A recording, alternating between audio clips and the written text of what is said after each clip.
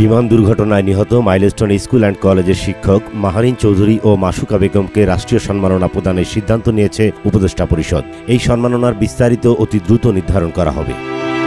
বৃহস্পতিবার রাজধানী তেজগাঁয়ে প্রধান উপদেষ্টার কার্যালয়ে উপদেষ্টা পরিষদের নিয়মিত বৈঠকে এই সিদ্ধান্ত গৃহীত হয়। প্রধান উপদেষ্টার সহকারী প্রেস সচিব সুচিস্মিতা তিথি এ তথ্য জানিয়েছেন। বৈঠকের শুরুতে মাইলস্টোন স্কুল অ্যান্ড কলেজ বিমান দুর্ঘটনায় নিহতদের স্মরণে শোক প্রস্তাব করা হয়। তাদের আত্মার প্রতি সম্মান জানিয়ে 1 মিনিট নীরবতা পালন এবং নিহতদের রুহের আত্মার মাগফিরাত কামনা করে মোনাজাত করা হয়। মর্মান্তিক এই দুর্ঘটনায় নিহতদের পরিবার ও আহতদের চিকিৎসা সেবায় সরকারের পক্ষ থেকে প্রয়োজনীয় সকল সহায়তা দেওয়ার সিদ্ধান্ত গৃহীত হয়।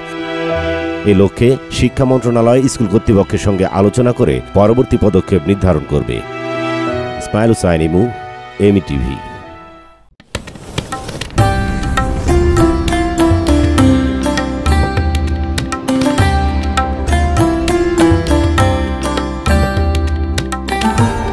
এমইটিভি, স্বাধীন বাংলার স্বাধীন কণ্ঠ।